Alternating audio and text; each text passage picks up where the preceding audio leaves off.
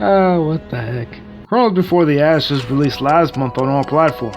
Project developed by Gunfire Games and THQ Nordic, which was one of many reasons why I was very excited to play this as a company I grew up on when it came to video games.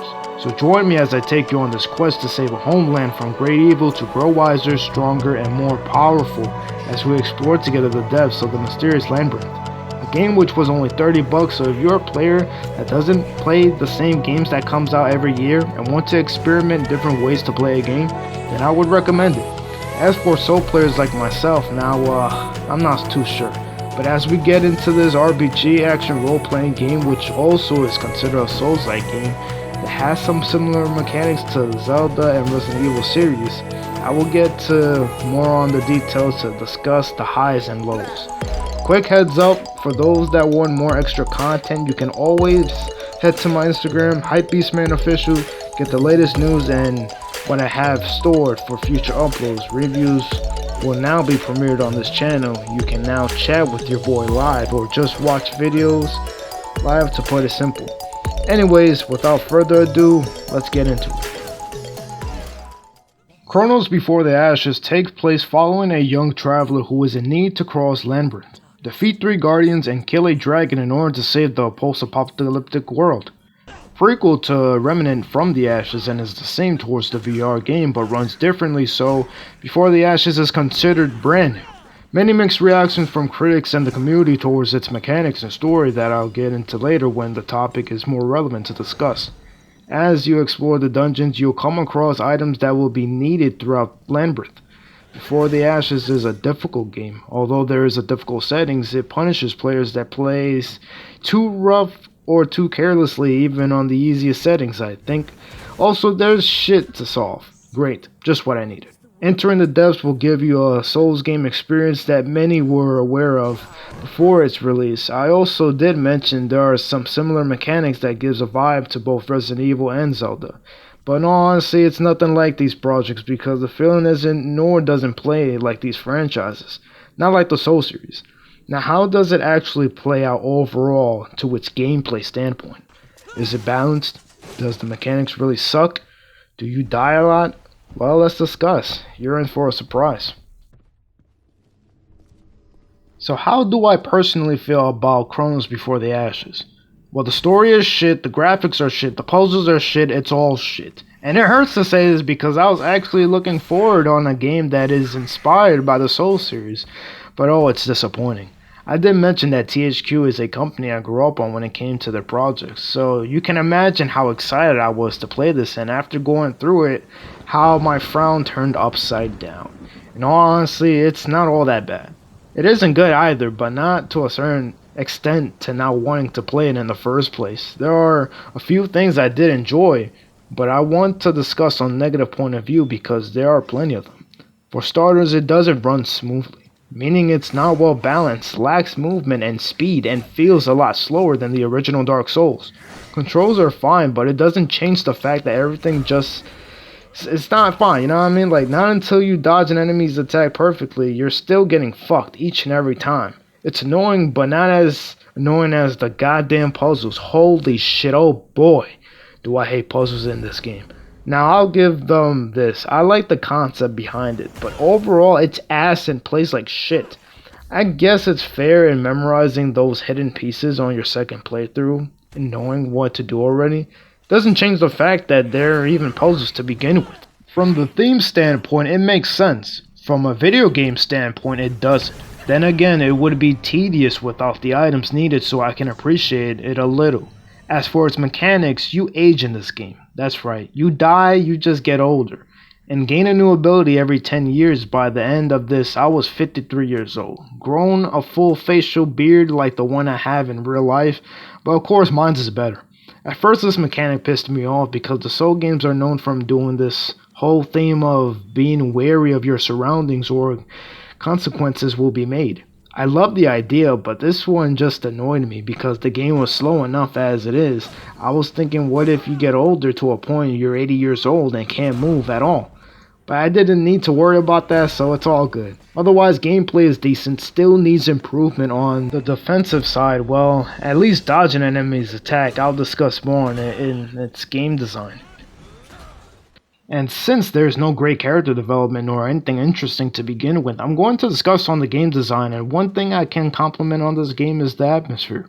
Sure, the graphics are shit, especially compared to next gen, but one thing I can admire is the background from the outside of the dungeons of Labyrinth, and I can also appreciate the enemy placements. You can look deeper into the story on Labyrinth with notes scattered throughout the adventurous quest, and also hints to help you as you play along. Items to combine as it will be needed in order to enter a new level that gives you that Resident Evil vibe. I really like this concept a lot. It works well for the mechanics, although I talked a lot of shit. I really got used to the environments. The more I explore the depths, I just wish there were more than Before the Ashes had to deliver, because there isn't much to offer here. I did enjoy a little when it came to a specific area that I was pumped up to enter, and it didn't disappoint. It has enough to offer, like my favorite enemies in the game, less complicated puzzles I think, and my favorite boss fight in the entire game that I'll discuss in a minute.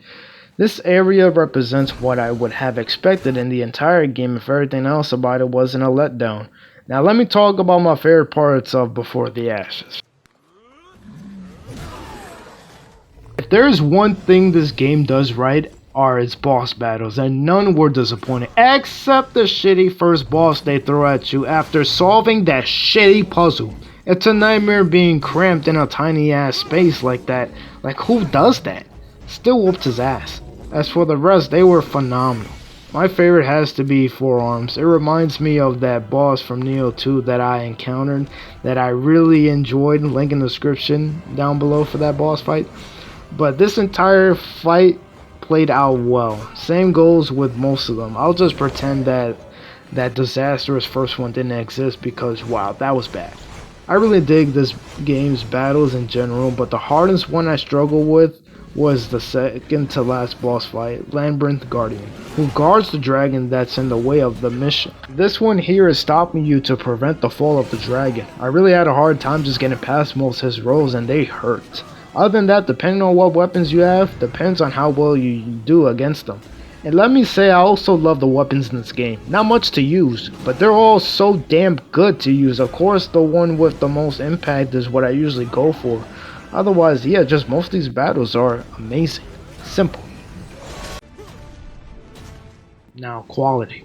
This is the first time I'm discussing on this topic since it is part of my branding for the channel. Reviews, gameplays, quality. For this topic, I'll be discussing on its replayability, which is very important. You want a game to stand out, to be memorable, something to go back to and acknowledge that it exists in the first place. Does Chronos Before the Ashes lift that expectations? Well, let's go over it, shall we? Exploring the dungeons as challenges awaits you, weapons worth investing, and environments worth admiring. Of course, for me personally, it's the boss battles that count.